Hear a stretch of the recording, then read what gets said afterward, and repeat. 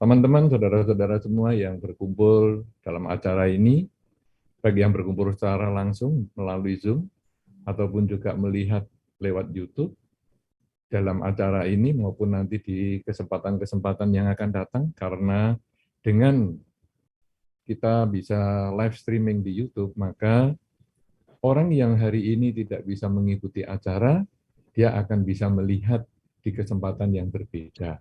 Atau mungkin yang hari ini belum jelas, dia juga bisa melihat lagi di kesempatan yang lain.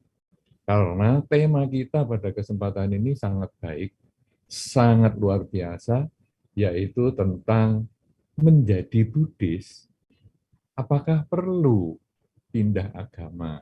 Maksudnya ini tentu orang-orang yang mungkin punya latar belakang agama yang berbeda, kadang-kadang karena kita ini sudah banyak sekali kegiatan melalui media sosial, kemudian juga ada melalui YouTube ini semacam ini banyak sekali, hampir tiap saat itu ada, ya sehingga Anda di mana saja juga bisa ikut. Mungkin di mobil bisa ikut, di rumah bisa santai-santai, di mungkin ini liburan ya hari Minggu mungkin santai-santai di tempat wisata juga bisa. Ya, nah ini luar biasa sekali sehingga tentu pembabaran Dharma itu tidak hanya diikuti oleh umat Buddha saja, tetapi juga ada umat-umat agama lain yang mungkin mau mendengar apa sih agama Buddha ini. Nah, kemudian mungkin mereka ada yang, wah, oh gini ya acaranya, paling nggak bisa tahu lah, ya, bisa tahu, oh acaranya seperti ini. Kadang-kadang, bisa nggak ya saya ikut agama Buddha? Nah, dan lain sebagainya. Sehingga tema kita ini kan menjadi Buddhis. Mungkin maksudnya menjadi Buddhis ini adalah kalau kita sekarang cocok dengan ajaran Sang Buddha, tapi saya masih punya agama yang lain. Apakah saya harus pindah agama? Nah, saudara-saudara, kasus-kasus ini sebetulnya banyak saya jumpai di masyarakat. Sehingga kadang-kadang saya mengatakan, wah ini ada umat YouTube. Saya katakan begitu. Kenapa demikian? Karena beberapa orang datang ke Wihara Bodhigiri menemui saya. Saya dulunya nggak kenal ya, siapa ini. Tapi ngotot dia, pokoknya saya mau ketemu dengan Bante Utamo. Oh ya, silakan. Kemudian begitu berjumpa, saya biasanya tanya, pernah ketemu dengan saya? Sering, Bante. Hah? Sering? Wah, kok saya nggak ingat ya? Kita ketemu di mana? Kita ketemu di YouTube, katanya. Oh, ya, ya, ya. Maklum, kalau ketemu di YouTube, ya minta maaf kalau saya nggak melihat Anda, tapi Anda melihat saya. Iya, Bante. Nah, kenapa Anda kok mau ketemu? Iya, saya soalnya dengar, terus saya kepengen tanya-tanya tentang hal ini. Nah, kemudian dia tanya-tanya banyak hal. Lalu dia mengatakan, Bante, kalau saya mau jadi umat Buddha boleh nggak Bante? Maksudnya apa ini? Ini KTP saya ini kan bukan Buddhis, Bante. Nah, saya ini mau jadi umat Buddha. Tapi keluarga saya semuanya bukan Buddhis loh, Bante. Nah, dan nanti kalau kamu jadi Buddhis gimana? Ya, paling diomeli lah sama keluarga saya, lingkungan saya, dan lain-lain. Kemudian saya katakan gini aja ya, kamu belajar aja agama Buddha, kamu jalani aja tanpa harus pindah agama. Kenapa sih? Karena Dharma ini adalah perbaikan perilaku. Dharma perbaikan cara berbicara. Dharma perbaikan cara berpikir. Tapi tidak harus perbaikan status agama di KTP. Sehingga kalau Anda beragama yang lain, kemudian Anda jalani, nggak ngapa-ngapa. Loh, kok nggak ngapa-ngapa, Bante? Nah, sekarang begini ya, intisari agama Buddha itu mengurangi kejahatan. Ya, jadi segala hal yang jahat-jahat kurangi. Kalau bisa dilenyapkan, dihilangkan. Nah, jadi dikurangi atau kalau bisa tidak dilakukan sama sekali. Itu yang jahat-jahat. Jahat lewat perilaku, jahat lewat ucapan, jahat lewat pikiran. Kalau bisa dikurangi atau dihindari. Contohnya apa nih? Ya misalnya kamu ngambil barangnya yang bukan milik.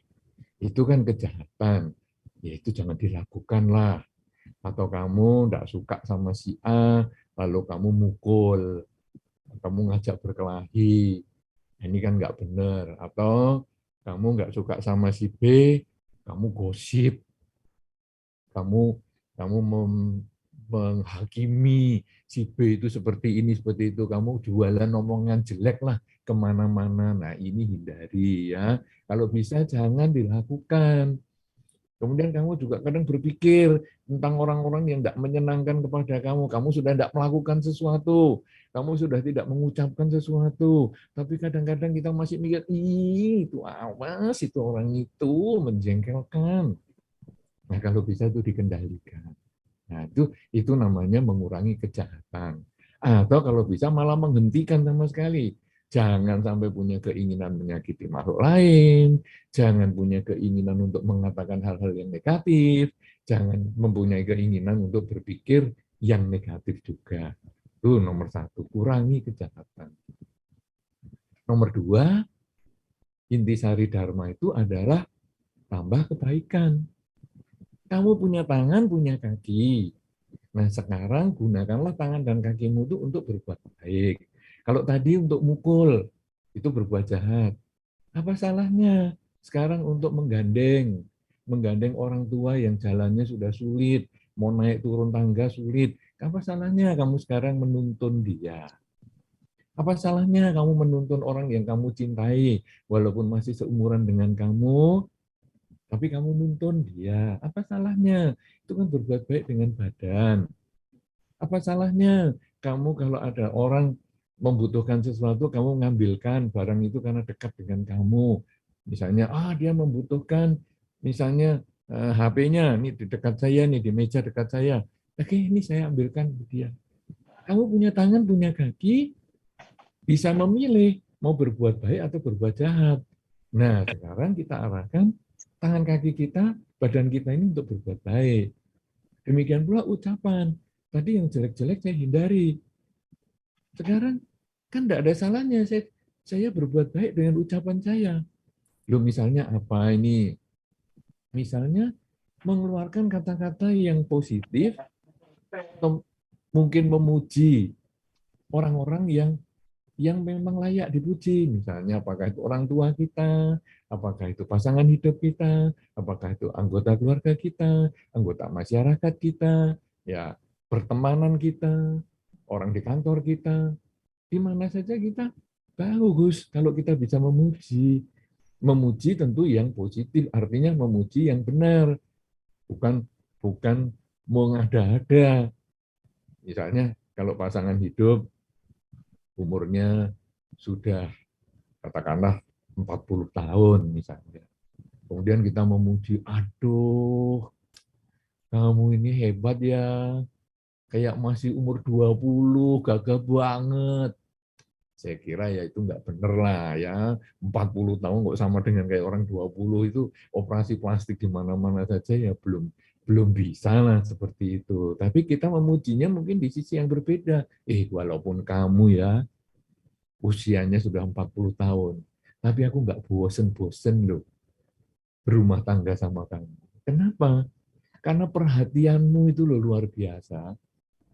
Kamu ini betul-betul membuat orang merasa damai, nyaman, berkumpul dengan dirimu. Nah, jadi pujiannya kita itu tidak harus berbentuk fisik. Kadang-kadang kita menghargai, mengapresiasi hal-hal yang tidak harus berbentuk fisik. Nah, jadi itu kata-kata yang bagus. Kemudian kita kepada teman juga begitu. Ya, jadi ada teman yang stres misalnya, aduh gimana ya ekonomiku kok sulit seperti ini, ya rumah tanggaku begini. Terus kita ya kalau sudah begitu ya nggak usah memuji dia. Wah, ekonomi sulit itu bagus untuk kamu, supaya kamu bisa belajar kuat. Apalagi sudah ekonominya lemah, sekarang pasangan hidupmu juga rewel. Waduh, kalau kamu lulus ujian ini, wah, kamu bisa meningkat kualitas dirimu. Itu bagus banget. Ya jangan, nanti kita pulang dari rumahnya dia atau habis pertemuan itu benjol, dipukuli dia. Nah, mungkin kita memujinya dari sudut yang berbeda. Jadi kita mengatakan bahwa ya kamu memang hari ini banyak hal yang kamu hadapi, permasalahan yang kamu hadapi. Tetapi ingat, kamu dulu kan juga pernah pernah sukses dalam usaha, kamu pernah bahagia dalam rumah tangga. Cobalah kamu ingat-ingat kalimat rasa-rasa bahagia seperti itu, dan kemudian jadikan itu pembangkit semangat, supaya kamu, kalau dulu pernah bisa, sekarang aku coba lagi.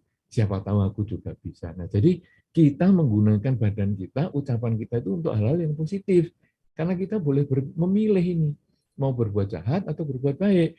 Badan, ucapan, dan pikiran kita itu hanya alat, seperti pisau. Mau kita gunakan untuk memotong kue, atau mau kita gunakan untuk memotong nadinya orang, ya, membunuh, nah, melukai, menyakiti, itu tergantung yang megang pisau. Nah, kalau pikiran kan susah nih. Nah, pikiran juga sama. Kalau tadi kan mikir yang negatif, aduh aku benci si A, benci si B.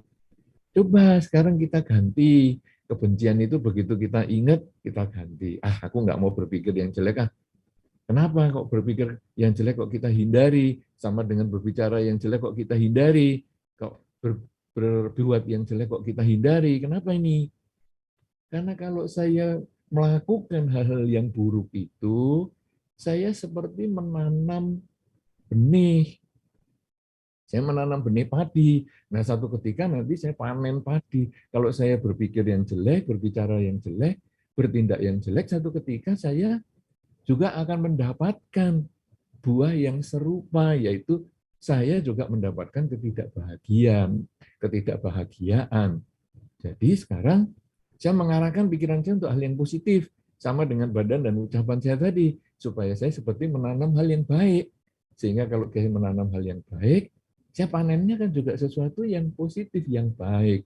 Bagaimana nih? Ya saya gantilah. Jadi kalimatnya saya ganti. Kalau tadi saya benci si A, saya benci si B. Coba sekarang kita mengucapkan semoga semua makhluk berbahagia. Jadi kita menggunakan kalimat semoga semua makhluk berbahagia. Nah, tapi karena aku nggak bisa, aku sama si A itu benci banget.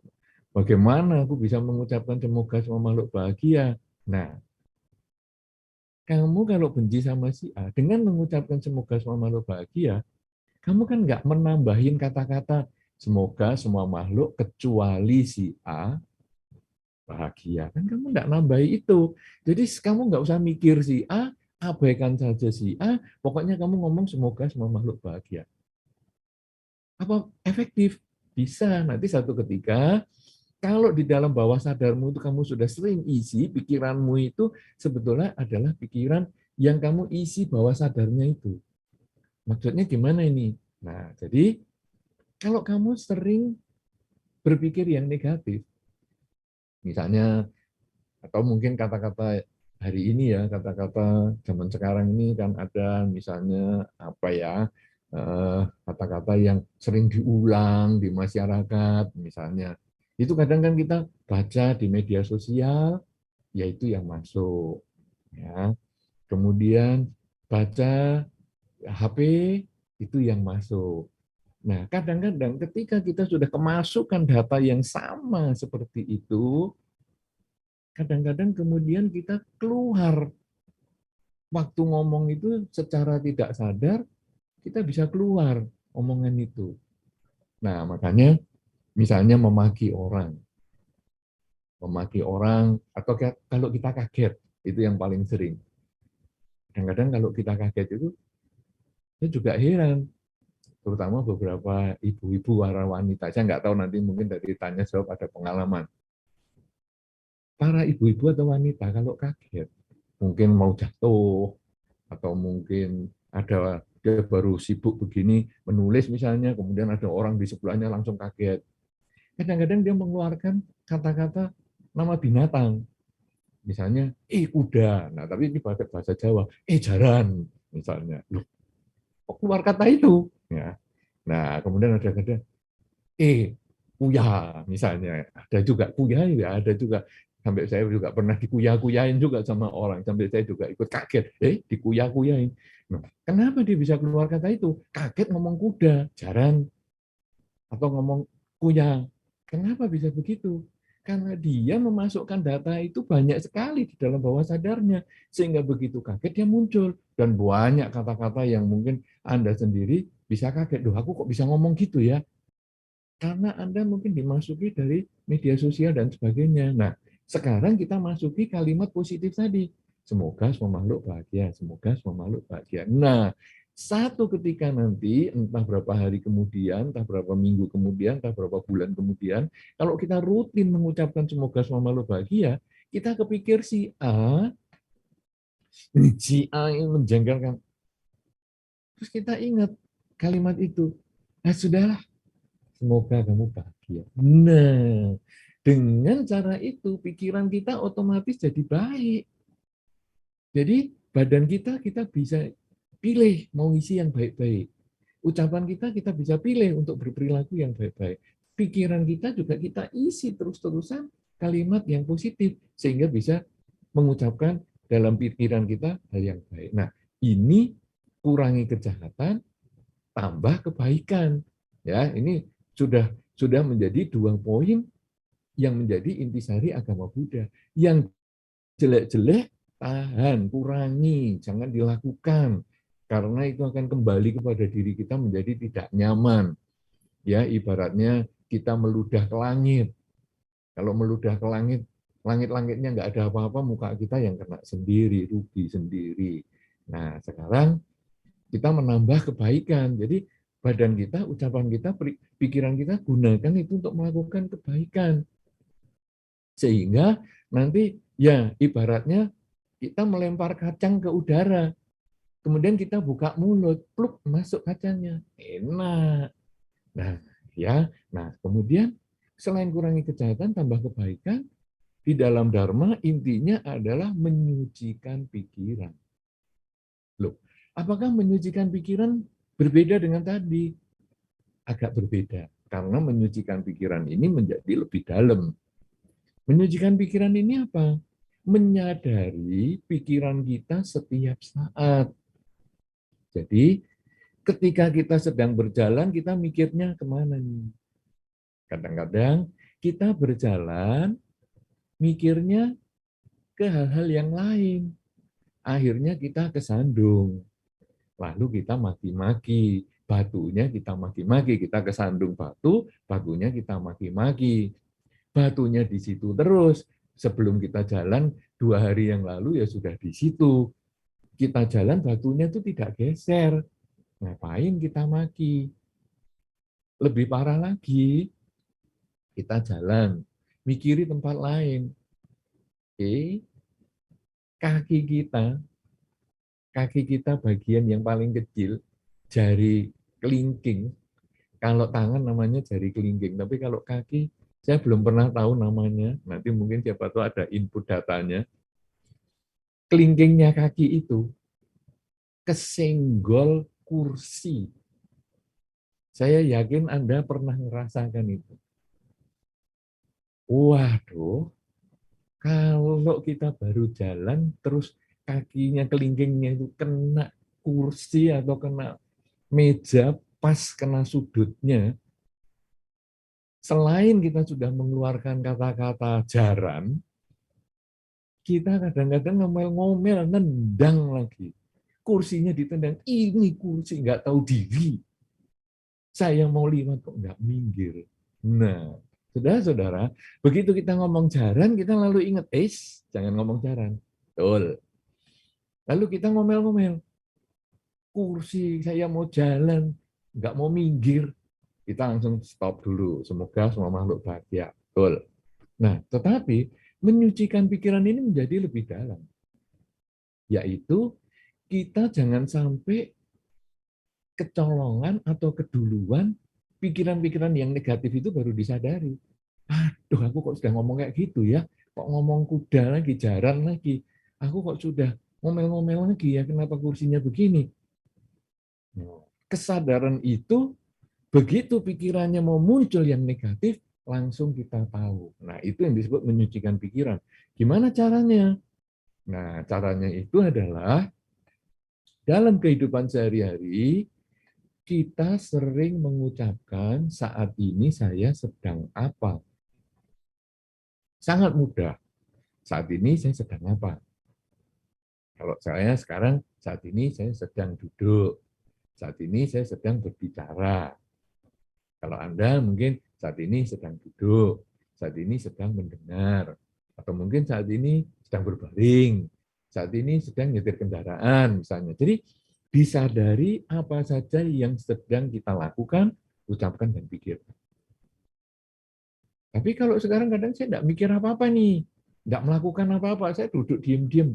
Nah, kalau yang seperti itu, kita boleh memilih. Misalnya, saya mau menyadari masuk dan keluarnya nafas. Jadi ini hanya alat ya. Masuk keluarnya nafas ini hanya alat. Kita tahu kapan nafas itu masuk dan kita tahu kapan nafas itu keluar. Jadi ketika nafas masuk ya kita ngomong nafas masuk. Nafas keluar ya kita ngomong nafas keluar. Masuk, keluar. Nanti mikiri yang lain. Nggak penting itu yang lain. Kembalikan lagi. Nafas masuk, nafas keluar. Nah, saudara-saudara, kalau kita berlatih seperti itu, maka nanti secara bertahap kesadaran kita makin meningkat. Inilah proses mencapai kesucian, menyucikan pikiran. Apa maknanya? Bahwa kita ini kadang lupa bahwa hidup kita ini, meskipun kita punya 3 dimensi waktu masa lalu, dimensi waktu masa saat ini, dan dimensi waktu yang akan datang, kita punya 3 dimensi, tetapi yang nyata sebetulnya hanya dimensi saat ini. Masa lalu saya pernah hidup, tapi saya sudah tidak hidup di masa lalu. Itu hanya kenangan. Kenangan, prestasi bagus di masa lalu itu pun hanya kenangan. Kesedihan di masa lalu itu pun hanya kenangan. Walaupun kenangan itu bisa kita jadikan pelajaran. Prestasi yang bagus di masa lalu jadikan pelajaran, cari sebabnya untuk ditingkatkan di saat ini. Kesedihan di masa lalu jadikan pelajaran untuk dicari sebabnya, diperbaiki saat ini. Jadi saat ini paling penting untuk meningkatkan prestasi di masa lalu dan memperbaiki kekurangan di masa lalu. Masa depan ini juga masih impian, harapan. Masa depan itu bisa 1 menit yang akan datang, 1 jam yang akan datang, sehari yang akan datang, seminggu lagi, setahun lagi, 10 tahun lagi, dan seterusnya. Itu masa depan. Itu masih impian, itu masih harapan. Ketegangan Anda menghadapi masa depan, aduh, nanti kalau aku pekerjaannya menurun terus begini, ini bagaimana ya? Kegelisahan Anda saat ini belum tentu menyelesaikan masalah di masa depan. Atau kebahagiaan, aduh, nanti ya, kalau aku bisa sukses di masa depan 2 tahun lagi, begini, begitu, itu belum tentu tercapai pada waktunya. Namun bukan berarti tidak bisa. Kegelisahan di masa yang akan datang, itu cari sebabnya, tingkatkan, perbaiki, persiapkan mulai saat ini. Kebahagiaan masa depan, cari sebabnya, mulai dilakukan saat ini. Nah, jadi saat ini soalnya yang nyata. Saat ini adalah masa lalu yang sudah lewat, masa depan yang belum datang.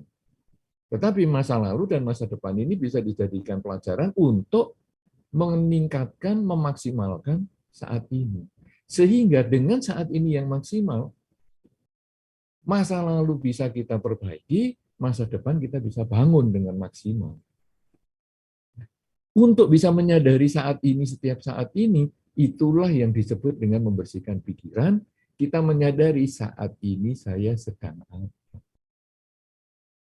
Contohnya kalau Anda sedang berbaring di kasur, mau tidur, besok ada acara besar. Kadang-kadang kita gelisah, susah tidur. Kenapa? Karena badannya di kasur, pikirannya tentang masa depan. Kita kembalikan saat ini saya sedang apa? Saat ini saya sedang berbaring, saat ini saya sedang bernafas, napas masuk, napas keluar. Begitu Anda bisa fokus di situ, langsung bisa tertidur dengan nyaman. Tapi kalau Anda dimakan pikirannya, aduh besok bagaimana ya, apalagi ya yang harus saya persiapkan.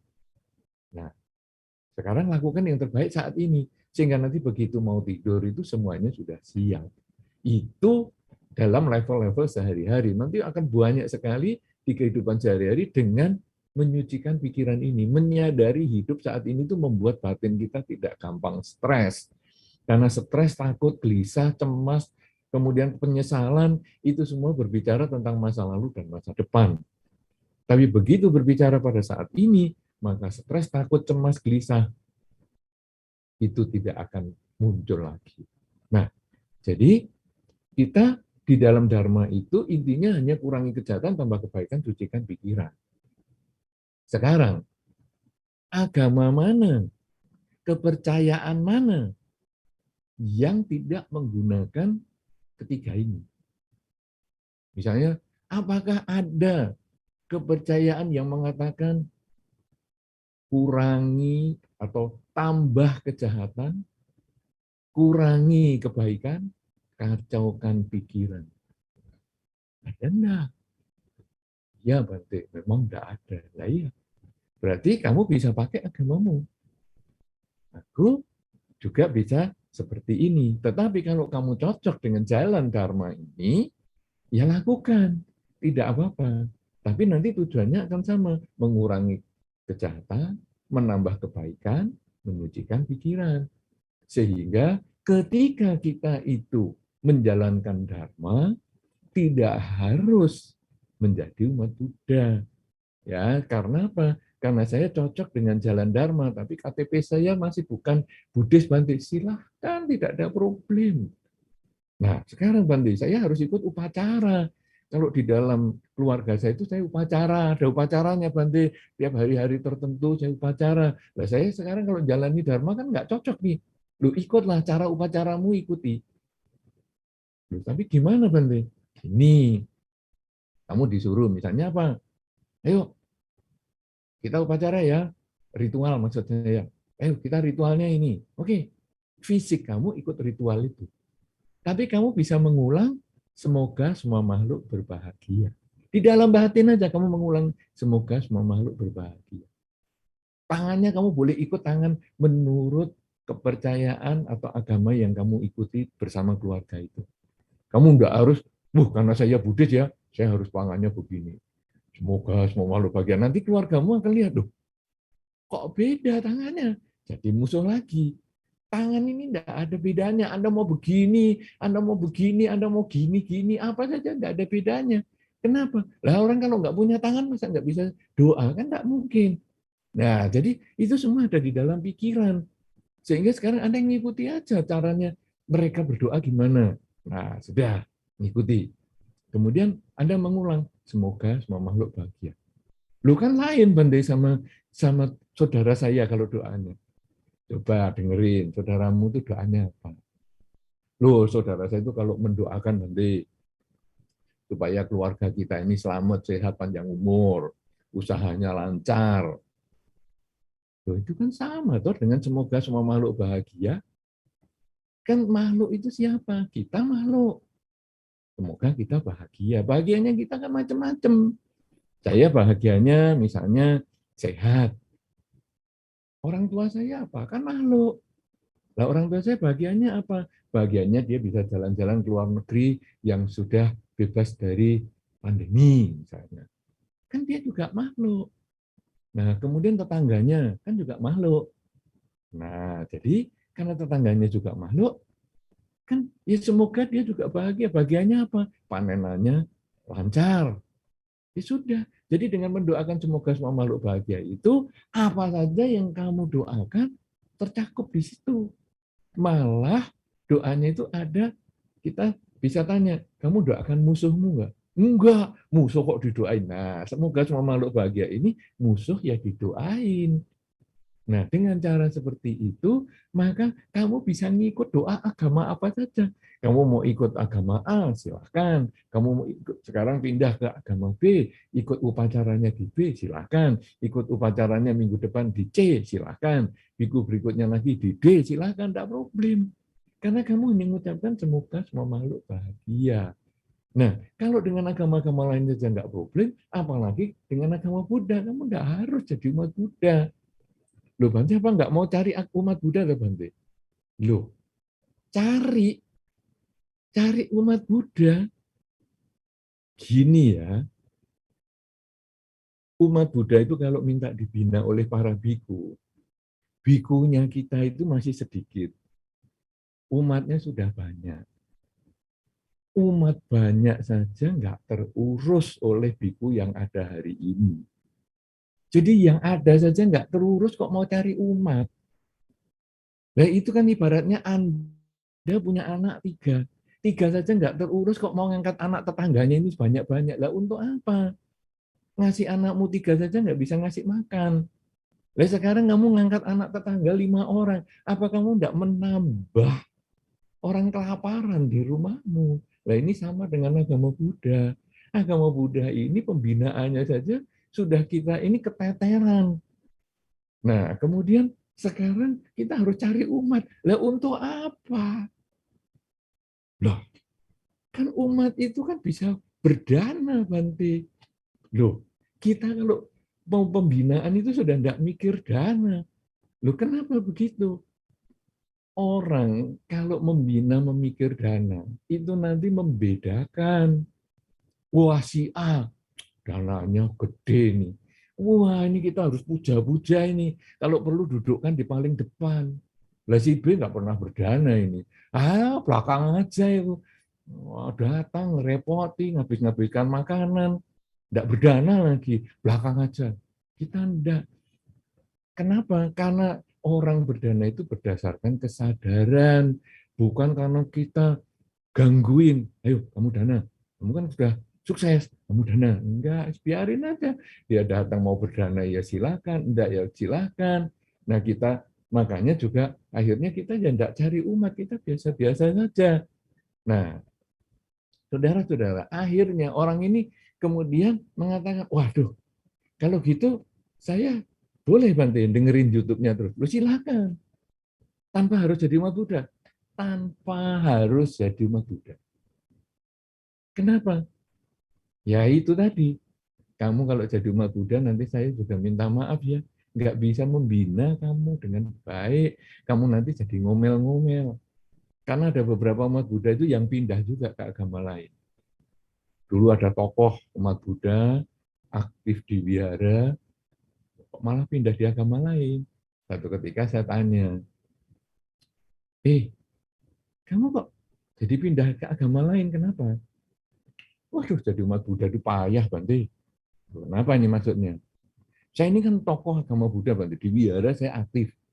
Saya ceramah aktif di wihara maupun di wihara-wihara lain. Saya panitia kalau ada kegiatan di wihara. Kemudian saya juga pengurus wihara. Waktu saya sakit, Bante. Saya sakit. Itu tidak ada loh umat Buddha yang nengok. Nanyain aja tidak ada. Jadi saya tidak ke wihara sampai 2 bulan. Itu umat Buddha ya tidak tahu. Kalau saya itu tidak ke wihara. Kebangetan banget, Bante. Sudah namanya kebangetan, masih kebangetan banget. Jadi saya sampai, loh ini kok kebangetan banget? Maksudnya apakah sangat kebangetan? Loh, sudah kebangetan masih disangatkan lagi. Ya ini. Jadi saya pindah, Bante. Umat Buddha itu tidak ada perhatiannya sama umatnya. Lalu saya katakan, loh, nah kamu ini jadi umat Buddha apa cari perhatian, apa cari dharma? Kalau kamu jadi umat Buddha cari perhatian, ya minta maaf. Kamu kalau mau jadi cari perhatian, kamu jadi artis. Nanti kamu dapat perhatian kalau artis sukses loh ya. Kamu dapat perhatian, medsosmu diikuti oleh jutaan orang. Wah, itu luar biasa kamu. Kamu show di mana, wah, yang nonton ribuan orang. Tapi jadi umat Buddha, kamu mau jadi artis, keliru. Maksudnya apa ini? Ya kamu cari perhatian di agama Buddha, keliru. Jumlah yang memperhatikan itu lebih sedikit daripada yang diperhatikan. Jadi makanya kamu mau pindah ke agama lain, oh ya silahkan. Lu Bante enggak merasa kehilangan? Biasa-biasa ya. Karena ada biku lepas saja kita biasa, apalagi ada umat pindah agama lain. Lu biku lepas ya enggak apa-apa Bante. Enggak apa-apa. Lu kenapa Bante? Itu kan cuma alih profesi. Dulu dia profesinya sebagai umat biasa. Kemudian dia profesinya sebagai pertapa. Lu kok profesi tuh Bante biku? Coba lihat KTP-nya biku. Ya, atau saya tunjukkan KTP saya. Ini KTP saya. Itu kan ada pekerjaan. Ya, di KTP itu ada pekerjaan. Tulisannya KTP saya. Mungkin nanti KTP biku yang lain saya nggak tahu itu. KTP saya itu tulisannya adalah Rahib Buddha. Artinya jadi biku itu pekerjaan. Itu jelas di KTP. Sama dengan pekerjaan di dunia luar yang selain di Indonesia tidak ada adalah ibu-ibu. Ibu-ibu itu di Indonesia punya pekerjaan yang di dunia luar tidak ada. KTP-nya tertulis pekerjaan ibu rumah tangga. Anda mungkin yang ibu-ibu pernah dapat. Ibu rumah tangga, coba cari di luar negeri, apa ada itu? Nanti kualifikasinya ibu rumah tangga itu harus ijazahnya apa? Tidak ada. Tapi di Indonesia ada di pekerjaan ibu rumah tangga. Nah, jadi pekerjaan rahib Buddha. Nah, sekarang dia sudah jadi biku, mau lepas jubah. Nanti kan jadinya pekerjaan apa? Wira swasta, ya, alih profesi itu biasa. Jadi orang jadi umat biasa menjadi biku, kita ya biasa-biasa. Kenapa? Ya cuman alih profesi. Sama dengan dulunya sales, kemudian sekarang buka spare part, toko spare part. Iya kan cuman alih profesi. Kemudian sudah jadi biku, 10 tahun, lepas jubah. Ya enggak apa-apa. Orang jadi biku saja lepas kita biasa-biasa, terus sudah jadi biku, lepas jubah, pindah agama. Ya tidak apa-apa. Kenapa? Karena intinya tetap kurangi kejahatan, tambah kebaikan, dan sucikan pikiran. Agama manapun yang dia pilih, tentu kurangi kejahatan, tambah kebaikan, sucikan pikiran. Kan jadi dia sebetulnya kan ya masih tetap mengurangi kejahatan, menambah kebaikan, dan menyucikan pikiran. Tinggal sekarang agamanya maunya levelnya apa? Ya sudah. Nah, dengan dharma ini, jalannya seperti ini. Ya, jadi kurangi kejahatan, penjelasannya seperti itu. Tambah kebaikan, penjelasannya seperti itu. Sucikan pikiran, penjelasannya seperti itu. Bagi yang cocok, silakan ikut. Bagi yang tidak cocok, ya enggak ikut, ya enggak apa-apa. Kenapa? Karena agama itu kecocokan. Loh, agama kecocokan ini maksudnya bagaimana? Nah, sekarang saya ini orang Jogja. Cocok dengan nasi gudeg. Ya, nasi gudeg saya cocok. Kemudian saya pergi ke Surabaya. Di sana ada nasi rawon. Ketika saya makan nasi gudeg itu saya merasa biasa-biasa saja. Jadi saya bawa nasi gudeg ini ke Surabaya. Ke orang yang memberikan saya nasi rawon tadi. Jadi saya bawakan nasi gudeg, nih, ini ciri khasnya Jogja, nasi gudeg. Orang Surabaya tadi ngasih saya nasi rawon. Lalu saya makan nasi rawon itu. Waduh, rasanya bagi saya asin. Asin. Nah, orang Surabaya tadi makan nasi gudeg saya. Dia ngomong, ini nasi gudeg apa kolak? Loh maksudnya apa? Manisnya. Nasi gudeg ini aduh manisnya. Ya, ini coba, ini apa ini? Ada yang lembut-lembut. Ya, itu bahasa Jawanya areh sebetulnya, tapi bahasa Indonesianya saya nggak tahu apa. Itu lembut-lembut seperti dari kelapa itu. Ini manisnya, gurihnya, aduh, nggak tahan saya. Nah, sekarang apakah nasi gudeg itu keliru? Apakah nasi rawon itu benar? Tidak, toh. Apakah nasi rawon itu keliru? Nasi gudeg itu tidak salah misalnya. Kan tidak. Semua hanya kecocokan.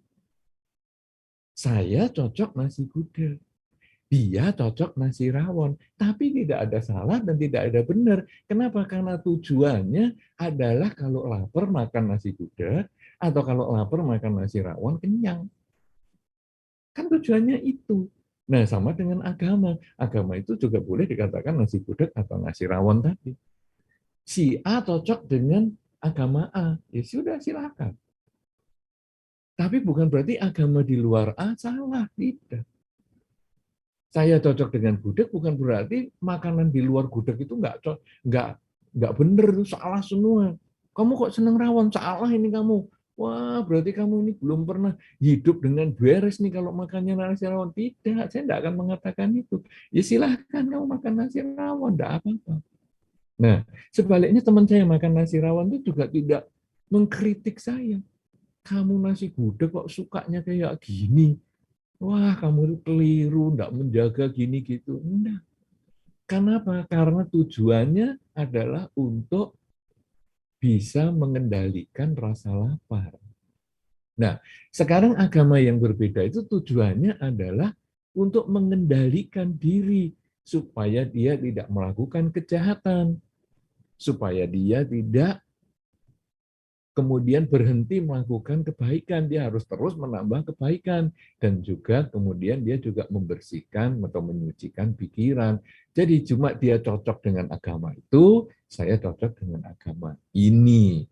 Nah, nanti di dalam agama, dalam satu kelompok agama yang kita sudah pilih, itu ternyata juga masih ada grup-grupnya yang lain. Ya, kalau Anda lihat videonya dari Garda Dharma Indonesia, Anda lihat ada beberapa biku, jubahnya beda-beda. Ya itu juga tidak sama. Jubah ini sama jubahnya biku yang lain itu tidak sama. Nah, artinya ini kalau saya suka nasi gudeg, itu ada yang suka yang pedas, ada yang tidak senang pedas. Itu kan jenisnya beda-beda. Ada yang suka gudegnya yang banyak, ada juga suka yang opornya yang banyak. Jadi tidak sama. Demikian pula agama, semua agama itu ada kelompoknya sendiri-sendiri. Ada ini kalau tadi agama A, ada A1, A2, A3, A4 dan seterusnya. Kelompok B agamanya B1, B2 dan seterusnya. Kelompok C, C1, 2, 3 dan seterusnya. Nah, sekarang kalau kita di agama A kita memilih kelompok satu, bukan berarti kelompok lain salah. Jadi kelompok A2, A3, dan seterusnya, itu ya dia punya kebenarannya sendiri-sendiri. Cuman saya nggak cocok. Saya cocoknya di agama Buddha yang kelompok ini. Agama yang Buddha yang lain, oke, tapi bukan untuk saya. Nah, jadi gudeg saya senang yang manis. Bagi yang senang pedas, silahkan. Nah, dengan cara seperti itu, akhirnya kita bisa bergaul dengan siapapun dengan enak. Dan sebetulnya kita tidak perlu menanyakan agama dalam pergaulan. Kadang-kadang kita itu kalau sudah bergaul, ngobrol enak, kemudian tanya, kamu ngomong-ngomong agamanya apa ya? Saya agamanya ini. Wis, beda sama saya. Terus mulai jauh. Loh, tadi ngomong-ngomong enak, cocok ini. Apa dasarnya? Kita di dalam masyarakat itu kita ngomong cocok dan enak itu kan dasarnya manusianya. Agama itu adalah motivatornya, bukan merupakan merupakan yang wah kalau saya agamanya cocok berarti kita baru ngumpul ngomong. Kalau agamanya nggak cocok, berarti nggak ngomong. Ini kan sama dengan kalau kita ini kucing, kucing itu bulu hitam, bulu kuning, belang-belang, itu kan bisa ngumpul. Nggak perlu, bulumu kok beda sama buluku? Lebih baik menjauh ya. Nanti ngeong kita nggak sama nih. Enggak lah, kita sama-sama kucing lah. Nah, jadi sekarang kita sama-sama orang beragama. Kita bagus sama-sama, bersama membangun negara, bersama membangun kedamaian dunia. Agama apapun juga enggak ada problem. Nah, kenapa? Karena intinya kurangi kejahatan, tambah kebaikan, sucikan pikiran. Jadi, di dunia ini banyak sekali agama dan kepercayaan. Kemudian kita memilih salah satu. Karena kita menganggap itu yang paling cocok, bukan masalah benar salah. Nah, kita memilih misalnya agama Buddha, yaitu kurangi kejahatan, tambah kebaikan, sucikan pikiran dengan berbagai caranya yang tadi sudah disampaikan. Kemudian, saya memilih agama Buddha yang golongan yang ini, bukan yang golongan yang lain. Kenapa? Karena tetap mengurangi ketamaan, kebencian, dan mengurangi kejahatan, menambah kebaikan, dan menyucikan pikiran, tetapi saya suka jalan yang ini. Jalan yang lain bagi saya kurang sesuai. Nah, tetapi saya di dalam masyarakat saya tidak menanyakan agama, karena menanyakan agama itu sangat pribadi. Karena kita berkumpul dalam masyarakat ini seperti kita berkumpul, ya sekarang ini kalau tadi kucing dengan berbagai bentuk bulunya kan berbeda. Sekarang kita manusia dengan berbagai bentuk bajunya juga berbeda, kan kita tidak harus seragam bajunya. Kadang kita seragam, kadang kita nggak seragam, yang penting kita kan cocok ngomongnya. Nah, kalau kita nggak tanya tentang agama, karena agama itu adalah motivator dia mau berbuat baik kepada siapapun juga, itu adalah motivatornya, maka itu urusannya dia, itu kecocokannya dia. Yang penting kita kumpul sebagai kumpul orang baik. Satu agama yang sama, kalau dia jahat kita yang menjauh. Kalau dia berbeda agama, berbeda aliran, tetapi dia baik, ya kita kumpul tidak masalah. Dengan cara seperti ini hasilnya, maka kita bisa bergaul dengan siapapun juga.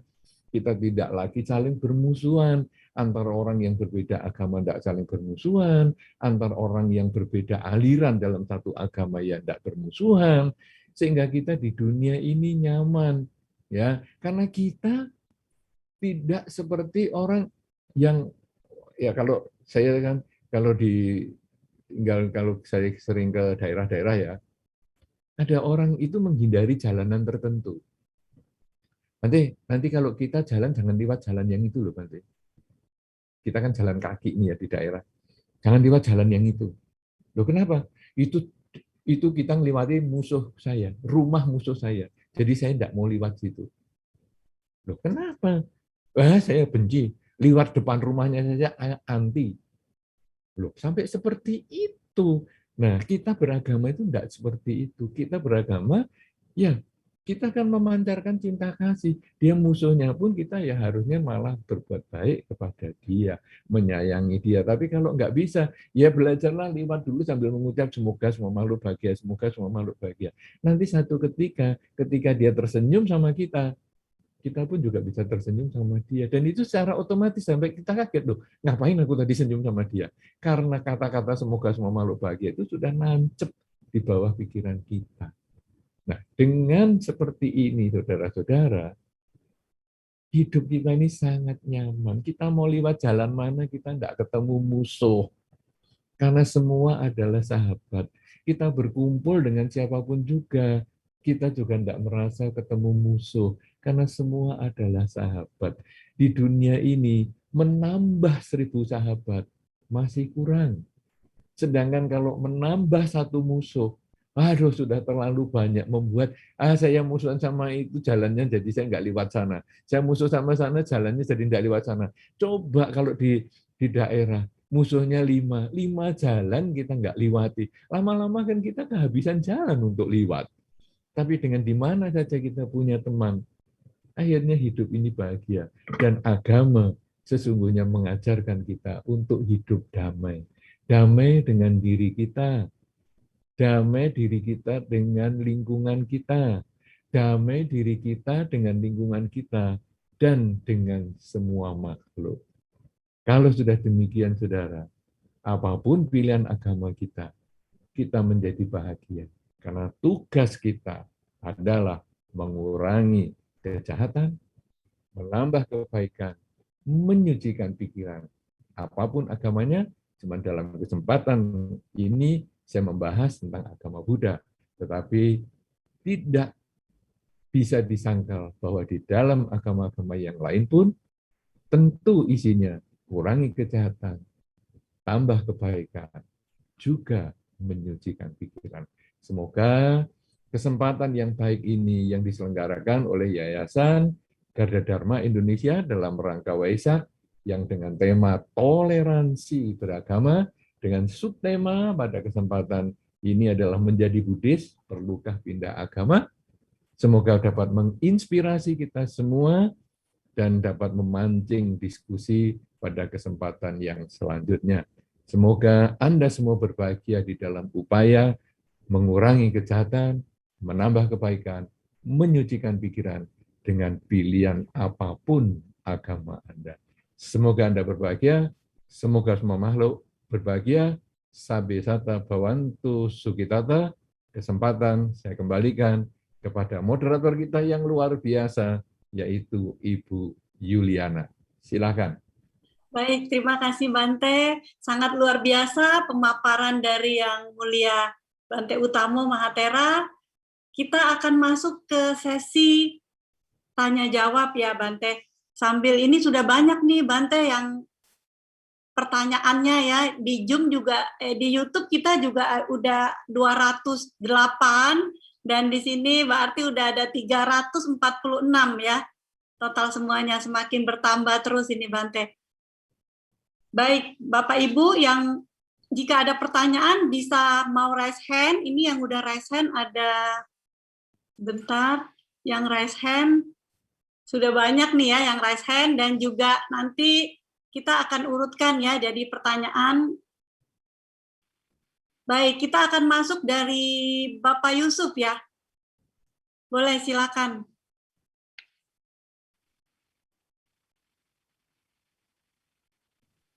Bisa tolong di-unmute? Belum ada suaranya.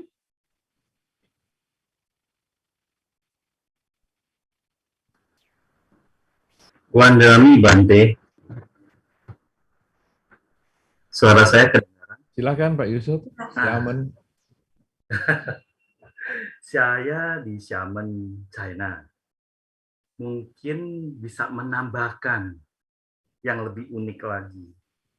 Karena di Cungko ini KTP-nya nggak ada status keagamaan. Terus mereka ini dibilang tidak beragama.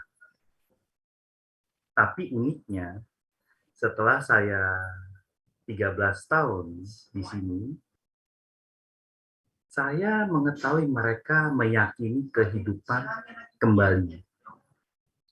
Ada bahasa Mandarinnya Xiapece, jadi kehidupan berikutnya. Dan mereka meyakini hukum karma. Jadi mereka meyakini perbuatan baik itu pasti menghasilkan kebaikan. Dan uniknya lagi, kalau mereka itu nggak menyebutkan agama Buddha, tapi mereka menyebutkan Paifo, jadi puja kepada Buddha. Jadi dia nggak menyebutkan agama. Nah, bakti kepada orang tua itu sangat menjadi budayanya mereka. Bahkan dari SD, mereka sudah dididik di sekolahan untuk cuci kaki orang tuanya.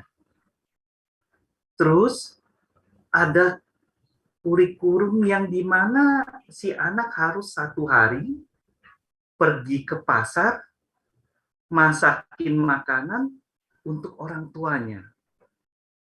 Jadi saya melihat mereka tidak beragama, tapi mereka melaksanakan agama. Itu uniknya. Jadi nggak terkotakkan.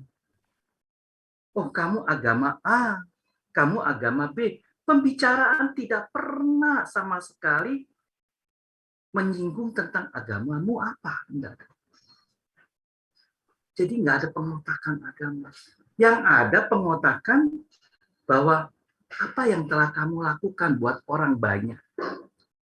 Kebaikan apa yang telah kamu lakukan buat orang banyak. Nah, mereka ada bukunya, Bante. Dan bukunya ini ada stempelnya dari petugas-petugas yang diutus untuk melakukan kebaikan. Jadi ada instansinya.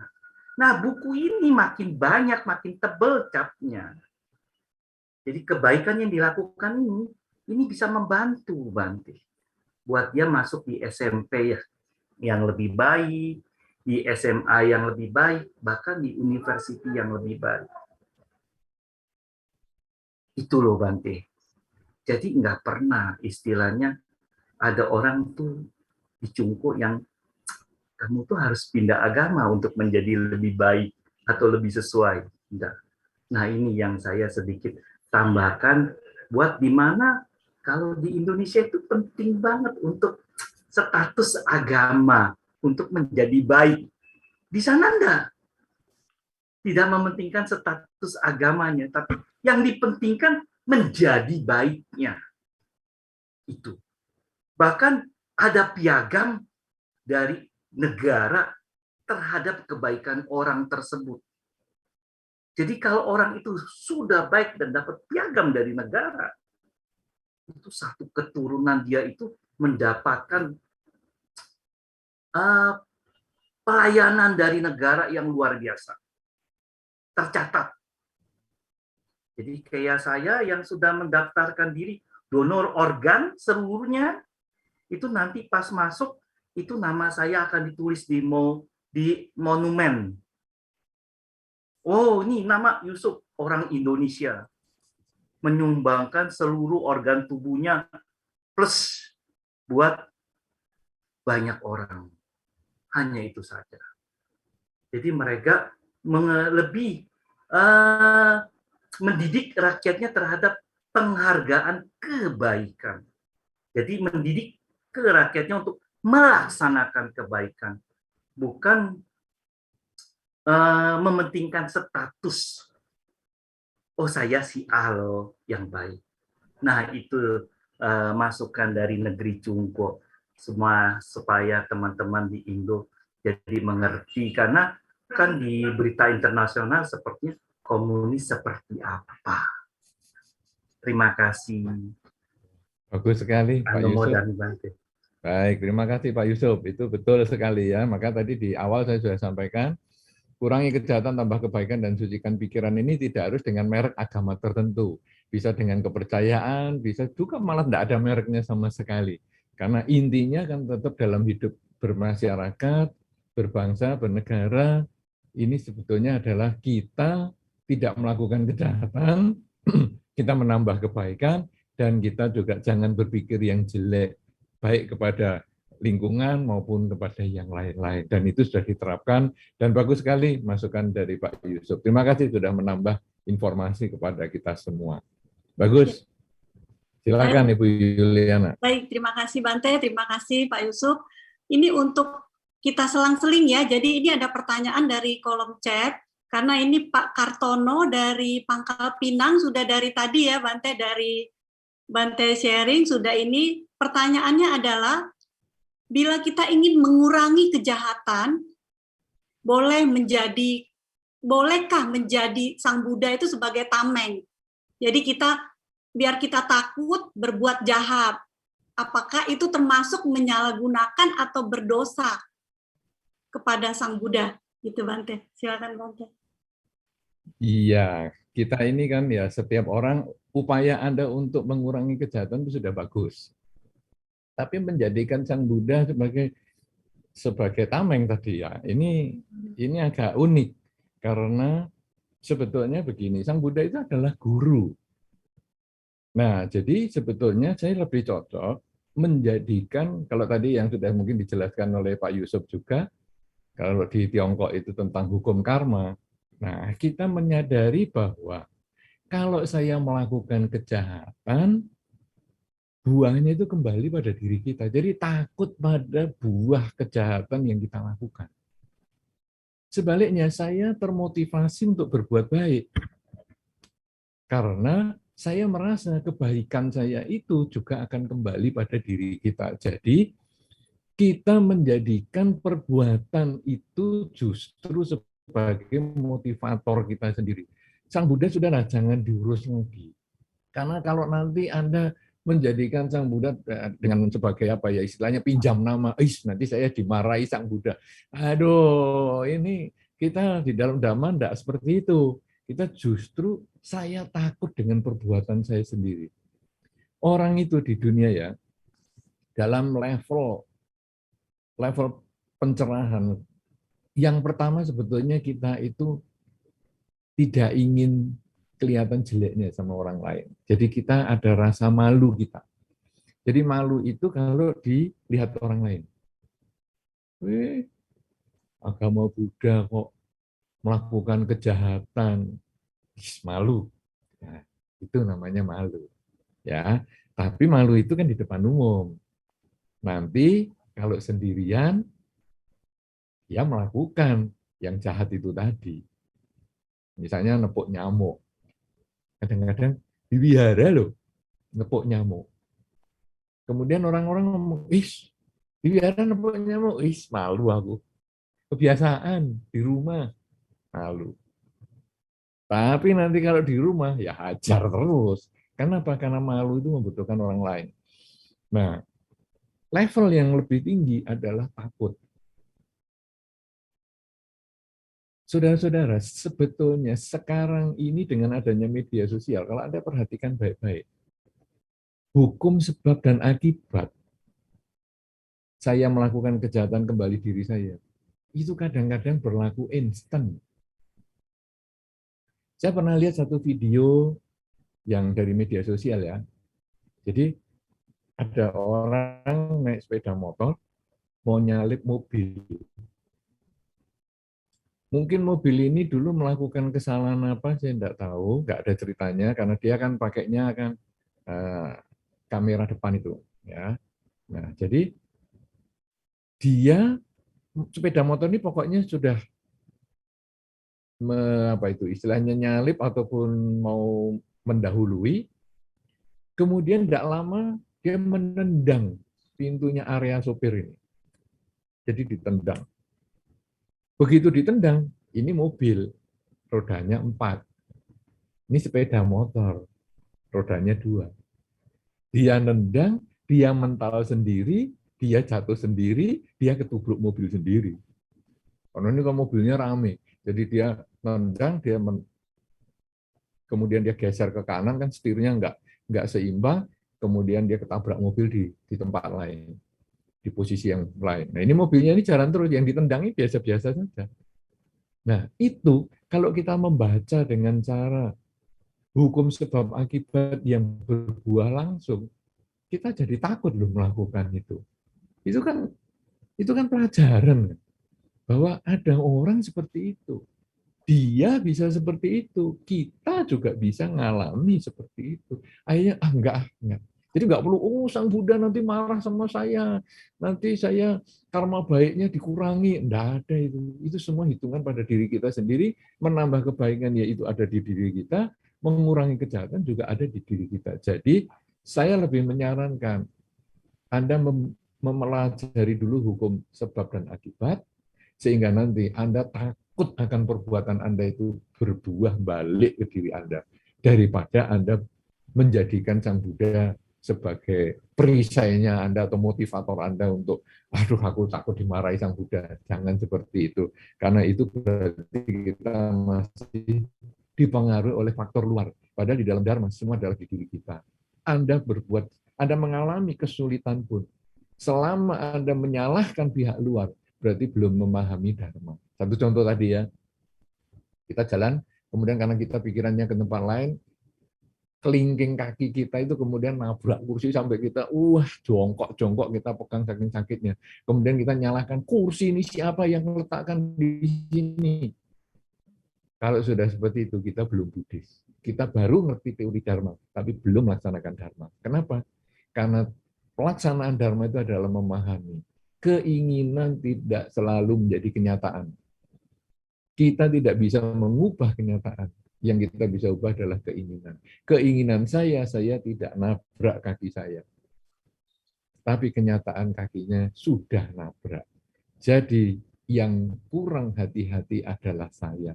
Kursinya ada di situ, sayanya yang kurang hati-hati. Saya tidak perlu menyalahkan pihak lain. Itu kalau sudah pola pikir Buddhis gitu. Di rumah pun sudah nggak ada lagi permusuhan dan percekcokan. Ya, nah nanti Anda dalam mendidik anak juga begitu, karena kadang-kadang pendidikan anak ada yang kalau anaknya jatuh yang dimarahi adalah lantainya. Jadi anak jatuh, kemudian, oh ini loh, sudah jangan nangis nak, jangan naik nih loh, jangan nangis nak, ini lantainya ini saya pukuli, ini sudah saya pukuli, sudah tenang-tenang loh. Anak kecil dididik supaya menyalahkan pihak lain. Padahal kita tidak perlu memarahi anak yang sudah jatuh tadi, tapi kita memberikan pengertian, nak, kamu kurang hati-hati. Lantainya licin, kamu jangan lari-lari. Bukan salahnya lantai, kamu yang tidak hati-hati. Nah, dengan cara bertanggung jawab seperti itu, maka kita sampai dewasa nanti, kita akan mempertanggungjawabkan apa saja yang kita lakukan, ucapkan, dan kita pikirkan. Karena semua kembali pada diri kita. Demikian pertanyaannya. Sudah saya jawab. Silakan, Ibu Yuliana. Baik, terima kasih Bante untuk penjelasannya. Ini dari Pak Kartono ya, terima kasih pertanyaannya. Tadi penting sekali ya Bante punya rasa malu dan takut ya berbuat jahat. Jadi kita punya motivator diri sendiri nih ya. Jadi jangan menjadikan tameng Sang Buddha begitu. Baik, kita akan masuk ke yang raise hand dengan Pak James. Pak James silakan. Di mana nanti disebutkan ya, jadi nama dan iya. tinggal di mana, karena ternyata Zoom kita, acara kita ini bisa diikuti dari, ya, ini dari yang Los tempat. Angeles juga udah raise hand ya, tapi nanti sebentar. Ini Pak James dari mana? Baik, Wandami Bante, saya James menyimak dari Jakarta. Izin Bante saya memberi konteks terlebih dahulu sebelum langsung masuk ke pertanyaannya Bante. Saya terlahir dari keluarga yang kebetulan memang Buddhis, tetapi Buddhisnya tentu alirannya berbeda. Kalau saya boleh berkata, alirannya itu Vajrayana. Dari kecil itu saya sering dilatih untuk bersembayang tanpa mengenal yang namanya ajaran Sang Buddha sebenarnya. Jadi emang dari kecil itu saya hanya diberitahu, kamu sembahyang begini, kamu sembahyang begitu supaya kamu dapat rezeki. Itu saya diajarin seperti itu sampai saya sudah dewasa juga Bante. Jadi keyakinan saya terhadap Vajrayana pada zaman dulu itu saya sangat kuat. Sampai ya saya mungkin dapat buah karma baik, saya diberikan istri yang kebetulan istri itu adalah penganut Buddha Dharma sebenarnya. Nah, cuma saya masih belum masuk terhadap ajaran Buddha Dhamma pada dulu. Dan juga orang tua saya itu mempunyai rasa kebencian terhadap ajaran Theravada. Jadi memang dari dulu tuh orang tua saya memang tidak menyukai Theravada. Jadi saya pun juga diajarkan seperti itu. Ya, singkat cerita pada tahun 2020 saya menderita sakit keras. Itu saya setelah sakit keras itu saya memang dirawat oleh istri dan oleh ibu, tentu dengan berbagai macam ya pembicaraan bahwa saya itu dianugerahi apa segala macam melalui doa-doa terhadap deity begitu. Nah, setelah saya sembuh, entah kenapa mungkin batin saya terbuka karena pada waktu itu istri saya langsung menunjukkan satu video ceramah. Ceramahnya tidak lain dari Bante Utamo sendiri. Pada saat itu saya langsung terbuka Bante terhadap ajaran Buddha Dhamma. Jadi kalau bisa dibilang saya dari tahun 2020 sampai sekarang itu berarti umur saya baru ya hampir 2 tahun lah untuk mengenal Buddha Dhamma. Nah ini saya langsung masuk ke pertanyaannya. orang tua saya sebenarnya sudah melihat saya berubah semenjak saya mengenal Buddha Dhamma. Saya kutip dari perkataan orang tua saya, kamu tambah dewasa loh James gitu. Oh ya, saya sih memang tanggapinya biasa aja. Cuman semenjak ada satu malam bahwa orang tua saya ingin saya keluar dari apapun yang ajaran Taoist, karena orang tua saya tahu saya fans sama Bante Utamo sendiri. Jadi dia mau saya keluar dari ajaran Theravada.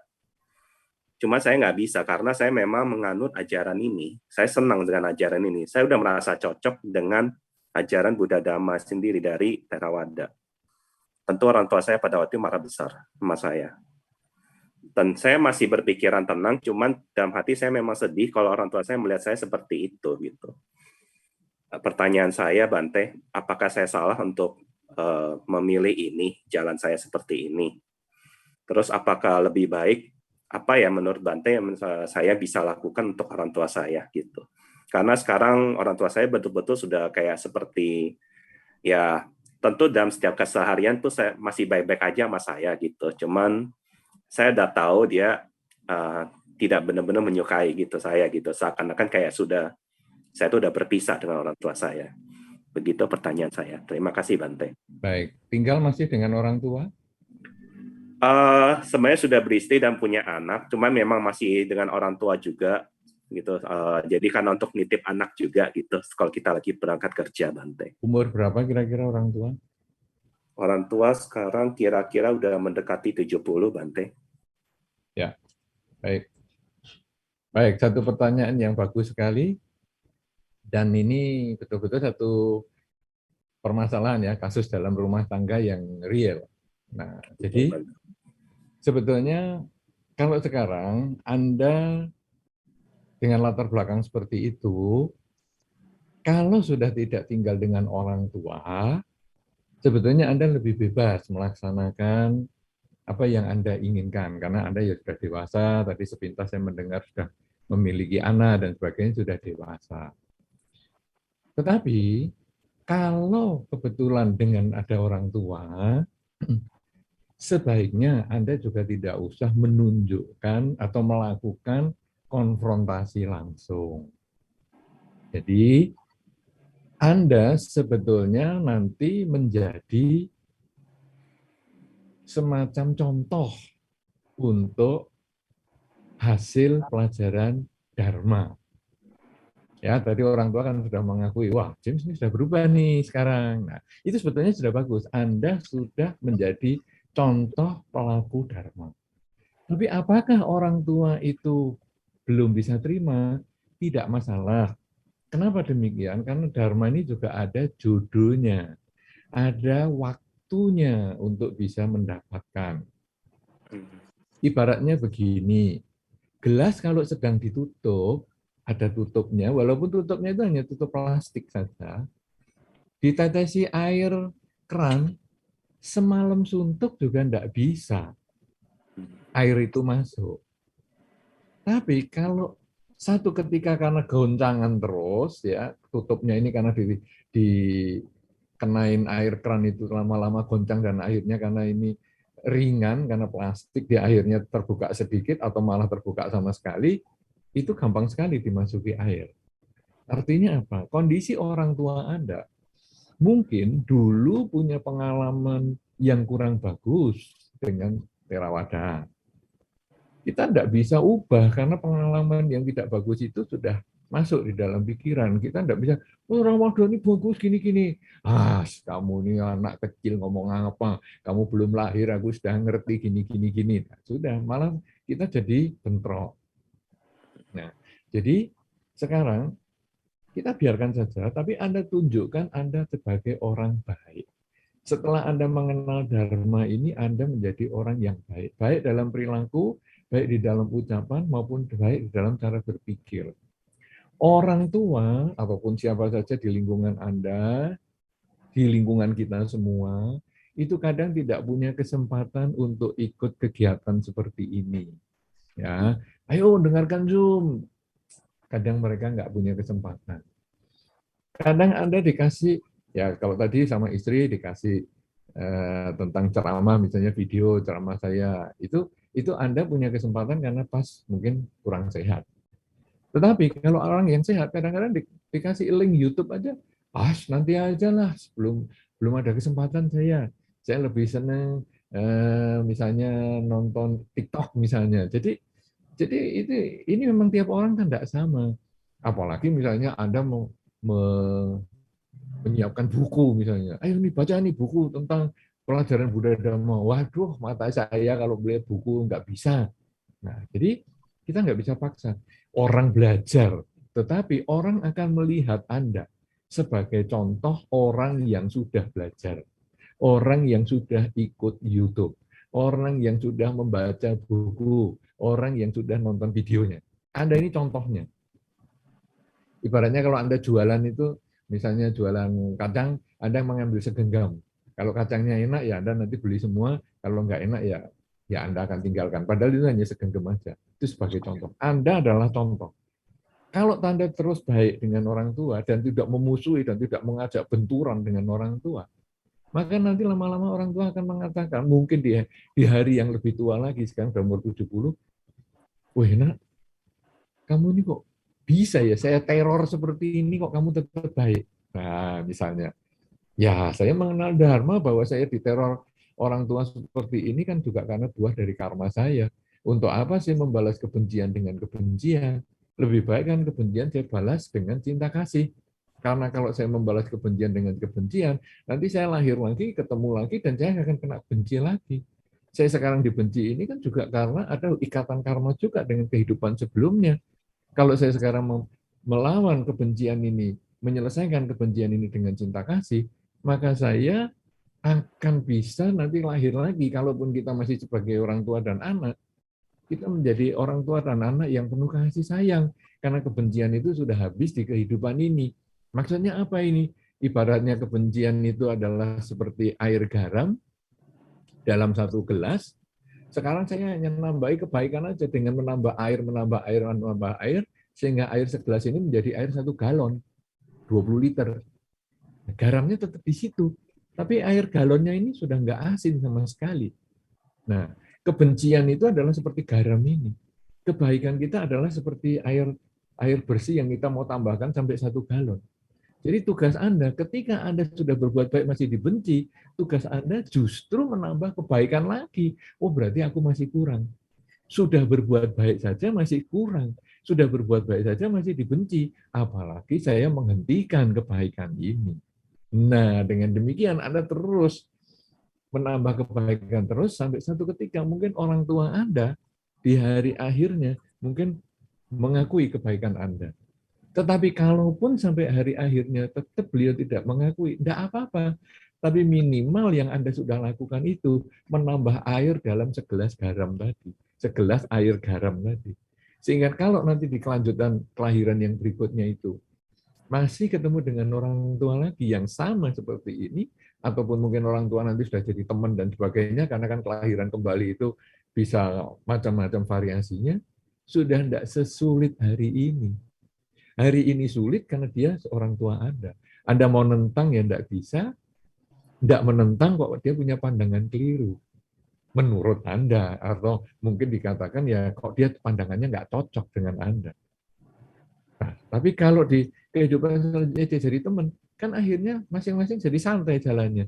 Anda jalani kehidupan Anda dengan kepercayaan Anda hari itu, kemudian teman Anda yang hari ini sebetulnya orang tua itu, kemudian juga dia jalani suka-suka sendiri, masing-masing kan nyaman. Seperti Anda dengan teman Anda yang mungkin berbeda agama kan ya tidak masalah. Jadi sebetulnya Anda tidak keliru melakukan pilihan ini. Dan Anda perlu lanjutkan, cuman Anda harus ingat bahwa kelakuan Anda, cara berbicara Anda, dan cara berpikir Anda adalah mewakili yang Anda pelajari. Dan kalau mewakili itu Anda menjadi wakil yang baik, maka Anda selain menambah kebajikan untuk diri Anda sendiri, Anda juga menyelesaikan jalan karma Anda dengan orang tua Anda. Dan itu menjadi bermanfaat untuk Anda maupun untuk hubungan karma dengan orang tua atau mungkin dengan lingkungan. Siapa tahu juga ada keluarga Anda atau lingkungan Anda yang tidak suka masih Anda dengan terawadanya dan lain sebagainya. Tidak masalah. Itu nanti Anda akan selesaikan di kehidupan ini dengan menambah kebajikan terus lewat pikiran, ucapan, dan perilaku. Begitu Pak James, semoga bermanfaat. Anumodana Bante. Terima kasih, silakan Ibu Yuliana. Terima kasih Bante. Wah, jawabannya yang sangat luar biasa ya. Jadi yang terpenting intinya kita menambah kebajikan ya gitu ya Bante. Apapun yang kita rasakan itu pasti akan mendapatkan manfaat nantinya. Baik, ini sudah banyak sekali Bante pertanyaan dari Zoom maupun dari YouTube. Mohon bersabar ya Bapak Ibu yang ada di Zoom maupun yang ada di YouTube, saya akan bacakan. Ini kita masuk dari pertanyaan Saudara Hideo. Bagaimana saya menjawab bila ada teman saya yang bertanya, mengapa susah sekali mencapai kesucian di agama Buddha? Ya, baik Bante, silakan. Kenapa ya mencapai kesucian itu susah? Saudara-saudara, naik gunung, mendaki, itu lebih sulit daripada turun. Bukan hanya naik gunung saja, menanjak, naik sepeda motor, naik mobil, menanjak, itu lebih sulit, makan tenaga banyak. Tapi kalau jalan turunan, kadang-kadang mobil diloskan aja, atau kalau sepeda kita nggak usah ngayuh aja, sudah sampai di tempat. Menuju perbaikan itu memang tidak mudah. Membangun rumah itu butuh waktu banyak. Tapi menghancurkan rumah dalam satu ketika bisa. Kita menjaga kesehatan butuh waktu yang lama. Tapi begitu kaki tadi, kelingking kaki itu kena sudutnya meja sampai luka, itu beberapa hari kita menyembuhkannya dan beberapa lama lagi masih melihat bekasnya. Jadi kerusakan itu lebih cepat daripada perbaikan. Perbaikan mental juga butuh waktu.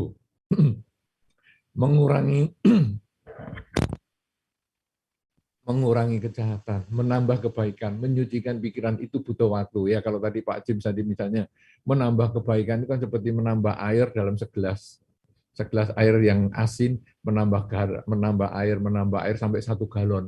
Itu butuh perjuangan yang cukup banyak. Tapi kalau hanya menambah garam saja, cepat sekali. Membuat dia lebih asin, berhentikan saja nambah airnya. Nanti kan asinnya pasti ada. Nah, artinya apa? Melakukan kejahatan jauh lebih mudah. Kenapa? Karena manusia itu berisi ketamaan, kebencian, serta kegelapan batin.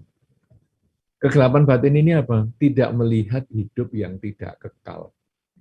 Karena tidak melihat hidup yang tidak kekal, selalu berubah, dia hanya tahu hidup itu berubah, ada pagi, ada jadi malam, ya. Kemudian ada daun yang hijau, kemudian jadi kuning, selalu rontok. Dia tahu hidup itu berubah, tetapi dia tidak mau tahu kalau dirinya mengalami perubahan. Berpisah dengan yang dicinta, tidak mau dia.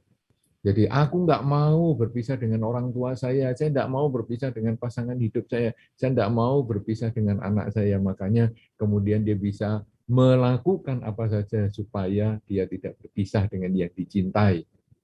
Kemudian karena ketidaktahuan bahwa hidup itu berubah, dia tidak mau menerima hal-hal yang dia tidak sukai. Jadi saya tidak mau sakit, saya tidak mau rugi, saya tidak mau kehilangan dan lain sebagainya. Akhirnya dia juga melakukan apa saja untuk mencegah hal yang negatif itu. Nah, ini semua karena ketamaan, kebencian, kegelapan batin, itulah yang membuat orang itu melakukan kejahatan. Di dunia ini kalau tidak ada hukum, maka kemarahan, saya tidak suka sama si A, kemarahan muncul, maka saya akan melakukan apa saja untuk memuaskan kebencian saya itu. Yaitu mungkin saya dengan mencekik dia, memukul dia, membunuh dia. Tapi karena ada hukum, akhirnya saya mungkin tidak membunuh dia. Saya tidak mencekik dia, tapi mungkin saya memukul dia. Tapi begitu kita kena hukum, masuk ke undang-undang dilaporkan sebagai kekerasan, maka kemudian di lain kesempatan saya hanya memaki dia.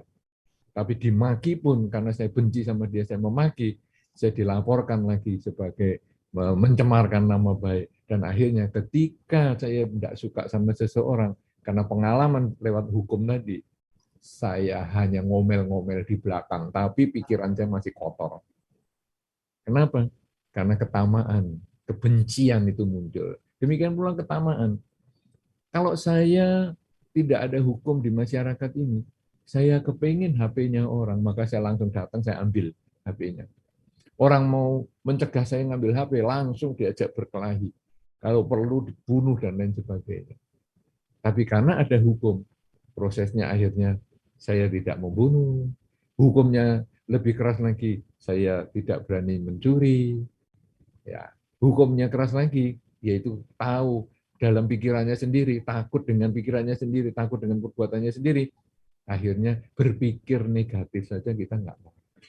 Nah, kalau kita sudah mulai mengembangkan kesadaran setiap saat ini saya sedang duduk, berdiri, berjalan, berbaring, bekerja, berbicara, berpikir, dan sebagainya, maka ketamaan, kebencian, kegelapan batin ini mulai berkurang, mulailah jalan menanjak ini kita jalani. Walaupun nanti kepleset lagi. Ibaratnya, saya sudah berbuat baik banyak segini kok, orang masih nggak menghargai saya ya. Dah, daripada saya nggak dihargai, lebih baik saya berbuat jahat saja. Nah, ini, wah langsung nurun lagi. Padahal konsepnya adalah, sudah berbuat baik saja, masih nggak dihargai, apalagi berbuat jahat. Jadi kuncinya, kenapa mencapai kesucian itu sulit? Sama dengan menanjak, itu memang jauh lebih sulit daripada jalan turun. Membangun rumah jauh lebih sulit daripada menghancurkannya. Membangun mentalitas yang baik jauh lebih sulit daripada melakukan kejahatan. Itu jawabnya. Demikian, Ibu Yuliana. Ya, baik. Terima kasih Bante atas jawabannya. Kita akan masuk ke pertanyaan yang raise hand ya, Ibu Harita ya dari Los Angeles. Silakan. Ibu, ya baik. Wandami Bante. Bante, saya percaya selalu by example. Jadi apapun yang saya lakukan, tindak tanduk saya sehari-hari, itu saya jaga sehingga membawa baik nama Buddha. Tapi kan orang itu bisa juga kepleset ya Bante. Saya nggak mau jadi role model, tapi ya kadang-kadang saya sering khawatir kalau saya kepleset suatu hari. Kebetulan saya ada di suatu community, Interfaith Community International, dan I serve as a Vice President, dan itu yang agak berat buat saya juga Bante. Dan akhir-akhir ini kan nama saya juga makin begitu dibilang naik daun gara-gara apa kelakuan saya sehari-hari. Itu beban Bante. Terus seminggu terakhir ini saya ada tugas juga dengan pasien yang di state terakhir, yang awal mulanya dokter dan perawatnya bilang tinggal 2 minggu, tapi ternyata saya ditugasin untuk ke sana ya seminggu ini ya. Saya hari-hari juga baca parita, Bante, saya baca paritanya komplit yang satu set di buku parita itu. Jadi 36 suta dan kata. Dan ini sekarang keadaan pasiennya itu kan lebih baik sekarang, dan diprediksi tidak 2 minggu, mungkin masih ada berbulan-bulan lagi. Nah, karena itu sekarang jadi lebih, Harita itu luar biasa gini-gitu. Saya nggak mau itu Bante. Saya cuma bilang terima kasih saya diberi kesempatan. Nah, sekarang Bante saya pengen tanya, bagaimana supaya suatu saat nih Bante, kalau saya kepleset gitu, semoga aja enggak ya Bante ya, karena tindak tanduk saya masih manusia biasa, mungkin juga itu kemungkinan besar sekali bahwa saya bisa kepleset. Bagaimana menghindari itu Bante? Terima kasih, semoga Bante sehat selalu. Baik, terima kasih Ibu Harita yang selalu ikut acara-acara seperti ini, walaupun Sebetulnya mungkin di Amerika ini sudah masih pagi sekali ini. Ya. Ya, jam 6 pagi mungkin ya. Ya, baik. Ini pertanyaan yang bagus sekali. Ini sebetulnya berhubungan dengan yang Pak James tadi juga, bahwa kita ini menjadi contoh orang yang melaksanakan dharma. Nah, tapi memang ingat, kita ya belum mencapai kesempurnaan. Artinya ya kita masih ada kekurangan. Cuman begini, dalam hidup kita itu, katakanlah dalam 1 hari atau 1 bulan lah, berapa kali kita melakukan kesalahan. Kalau dalam 1 bulan itu 1-2 kali kesalahan, itu wajar. Dan kesalahan kita itu menjadi pelajaran. Ya, kalau tadi saya sudah menyampaikan, kita kan punya 3 dimensi waktu ini. Kita ada di saat ini, kemudian ada masa lalu dan ada masa depan. Kebahagiaan di masa lalu, jadikanlah pelajaran untuk kita tingkatkan saat ini. Kesulitan-kesulitan, hambatan-hambatan di masa lalu juga kita jadikan pelajaran untuk kita perbaiki saat ini. Artinya, karena kita ini memang belum mencapai kesempurnaan, sebagaimana yang ditanyakan penanya sebelumnya tadi, kok sulit ya mencapai kesempurnaan? Iyalah. Nah, karena proses tadi, proses menanjak itu kadang-kadang ya kepleset turun lagi, nanjak lagi, kepleset lagi, nanjak lagi, kepleset lagi, itu wajar. Yang penting kita jangan berhenti dan putus asa. Karena kalau kita berhenti dan putus asa, maka kita hanya sampai di situ saja. Tetapi kalau kita nggak putus asa dan menjadikan pengalaman di masa lalu itu sebagai pelajaran, kemudian aku bertekad, aku nggak akan lagi seperti itu. Nah, kalau tadi misalnya rajin membacakan parita, orangnya kok jadi punya harapan hidup lebih panjang, ya bagus. Tapi ingat, kita membacakan doa, itu kita melakukan karma baik. Karma baik lewat badan kita, lewat ucapan kita, dan lewat pikiran kita. Jadi kalau kita membaca parita, selama kita membaca tadi, katakanlah karena ini banyak sekali, 37 sutta dan kata, itu bisa 1 jam itu mungkin. Nah, itu selama 1 jam itu, pikiran kita, ucapan kita, dan perbuatan kita itu mengarah ke yang baik. Dan itu kalau sering kita lakukan, maka kebajikan itu akan kembali pada diri kita. Kemudian si orang yang tadi sakit itu ketika mendengarkan kita membaca parita, apalagi dia fokus dengan yang kita bacakan, masalah ngerti nggak ngerti itu urusan lain, tapi dia fokus, maka ketika dia fokus itu pun dia punya pikiran baik, ucapan baik, dan perilaku yang baik. Karena dia berpikir baik, ucapan baik, dan perilaku yang baik selama beberapa waktu, hal ini mengkondisikan karma baik dia berdua dalam bentuk harapan hidupnya meningkat. Anda dengan kebaikan Anda mengkondisikan karma baik yang dia miliki sendiri untuk berbuah dalam bentuk harapan hidupnya meningkat. Jadi ibaratnya kalau sekarang ada buah yang mestinya matang dalam 1 minggu, kemudian kita kondisikan supaya bisa lebih cepat matang. Kalau di Jawa itu namanya dikarbit itu, ya. Jadi dikasih karbit supaya panas, ada panas tertentu, hangat sehingga nanti akhirnya buah yang tadi mestinya hijau itu dia jadi menguning dan siap untuk dimakan. Demikian pula karbitnya atau pemanas ini adalah yang Anda doakan itu. Jadi Anda membaca sutta gata sekian banyak itu adalah karbitnya. Orang itu kalau memiliki kondisi karma yang cukup, ibaratnya buahnya itu sudah setengah matang. Setengah matang itu kalau dalam bahasa Indonesia ya seperti itu. Tapi kalau dalam bahasa Jawa namanya kemampu. Jadi apa ya, sudah tidak hijau total. Kalau hijau total itu kan di karbit juga nggak bisa, tapi ini sudah ada sedikit kemerahannya. Nah, itu di karbit langsung cepat. Itu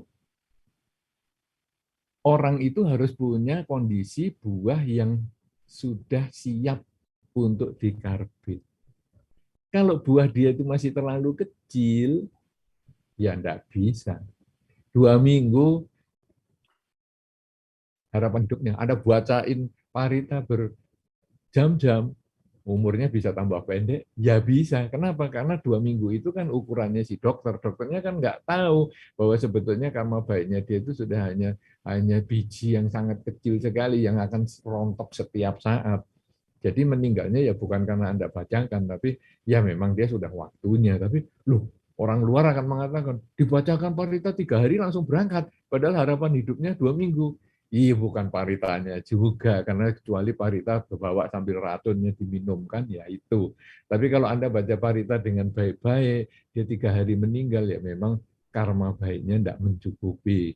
Tapi setelah Anda bacakan, kok jadi umurnya, harapan hidupnya kok lebih panjang? Ya itulah karma baiknya dia yang mendukung, sehingga kebajikan Anda plus kebajikannya dia membuahkan kebaikan bersama, dia berkurang kondisinya yang buruk, bertambah kondisinya yang baik. Nah, Anda menjadi ada harapan untuk orang lain. Wah, ini nanti kalau ada orang sakit lagi, bacakan ke Ibu Harita lagi. Tapi Anda ya tidak usah merasa pede banget. Anda juga harus mengatakan, ya saya coba ya. Tapi itu semua juga tergantung pada kebajikan yang dimiliki oleh si sakit. Saya hanya mendoakan. Kalau doa saya bisa menyembuhkan, maka nggak ada orang sekolah kedokteran. Semua sekolahnya mendoakan. Tapi saya ini hanya mengkondisikan karma baiknya dia sendiri berbuah dalam bentuk yang kita harapkan, yaitu punya harapan hidup lebih baik. Nah, kalau kita kepleset gimana? Kalau kepleset, ya kita perbaiki lagi. Namanya juga orang belum mencapai kesucian, kita belajar dari kepleset kita untuk tidak diulang di masa depan. Dan orang akan menghargai justru karena perubahan kita itu. Ya, kalau tadi ada penanya yang sebelumnya, Pak James itu kan, dia dihargai oleh orang tuanya karena ada perubahan dengan perilaku yang sebelumnya. Yang dikatakan, sekarang sudah dewasa. Nah, Anda pun juga sama. Ketika Anda terpeleset, tapi Anda mau berubah, maka Anda akan dihargai karena kemauan untuk berubah. Tidak ada orang itu tidak pernah kepleset. Karena kepleset itu adalah bagian dari pelajaran. Orang juara terus di kelas pun satu ketika dia juga bisa mengalami ulangannya jelek. Masalah jeleknya itu nilainya 8 itu urusan lain ya. Wah, dia kalau jelek nilainya 8 katanya jelek, biasanya selalu 10. Ya, itu urusan lain. Saya 6 aja sudah seneng. Ya, itu urusan lain. Tapi bagi dia itu jelek 8. Itu pun dia harus belajar lagi memperbaiki diri. Kok aku nilainya 8 ya jadinya? Padahal biasanya selalu maksimal. Nah, begitu. Jadi jangan takut kesalahan. Bayi yang jatuh atau bayi yang sedang belajar jalan, anak yang belajar jalan, kalau dia takut jatuh, selamanya dia tidak akan pernah bisa jalan. Tapi ketika dia jatuh, dia bangkit lagi berdiri untuk mulai jalan lagi, maka pada satu ketika dia pasti akan mahir untuk berjalan. Begitu, Ibu Harita. Mudah-mudahan habis acara ini bisa melanjutkan kegiatan atau mungkin istirahat lagi. Terima kasih. Silakan, Ibu Yuliana. Modana Bante, semoga Kita- sehat selalu. Ini saya baru bangun pagi, Bante. Oh, gitu Tadi kan ya. acara mulai jam 5 pagi. Kita sampai jam berapa, Ibu Yuliana, kira-kira ya? Ya, ini sampai jam 9, Bante. 5 Baik. menit lagi, ya. Berarti Baik, satu pertanyaan lagi ya.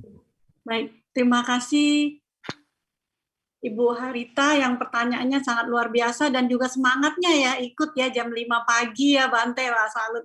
Ini benar-benar mempunyai motivasi yang tinggi harus mengikutin ya. Dikatakan Bante tadi karma baik yang selalu mendukung gitu. Jadi bisa mengikuti acara Gada Dharma ini ya. Baik, kita akan satu pertanyaan lagi ya. Dari YouTube nih Bante, dari Kevin di Jepang. Katanya, apakah mungkin kita dapat melenyapkan segala jenis diskriminasi termasuk diskriminasi agama di dunia? Jika bisa, bagaimana caranya? Itu, silakan Bante. Baik, apakah kita bisa melenyapkan diskriminasi? Kita bisa. Orang lain belum tahu. Karena kita tidak bisa mengatur orang lain bisa berbuat apa. Kita tidak tahu. Kita sekarang baru belajar mengurangi diskriminasi atau melenyapkan diskriminasi. Orang lain ada yang sudah bisa melenyapkan diskriminasi. Jadi kita hanya berkuasa pada diri kita sendiri. Nah, jadi kegiatan kita dalam kesempatan ini adalah sebetulnya juga upaya kita membuka diri supaya kita lebih bisa menerima perbedaan sebagaimana adanya, karena hidup kita pun penuh perbedaan. Anda lihat jari kita 5. Ini kan ya berbeda kan? Ada ibu jari, ada telunjuk, jari tengah, jari manis, kelingking, ini kan berbeda. Kita bisa menerima perbedaan ini dengan tidak ada protes. Kenapa Anda tidak mengatakan, kenapa ya aku dulu kok tidak ada ibu jari semua kan enak. Kalau ibu jari semua itu kalau cap jempol, itu paling cepat. Jadi 10 jari ini jempol semua kan. Langsung mana yang mau saya cap jempol? Bluk, bluk, bluk, langsung 10 lembar dapat. Sayang ya ibu jari itu cuma 1 kiri dan 1 kanan. Nah, apakah kita perlu kemudian operasi semua supaya jadi ibu jari semua? Tidak. Kita menerima ini sebagai perbedaan. Kemudian selain kita menerima perbedaan yang sebelah tangan ini adalah jarinya berbeda, ternyata kanan dan kiri ini juga berbeda.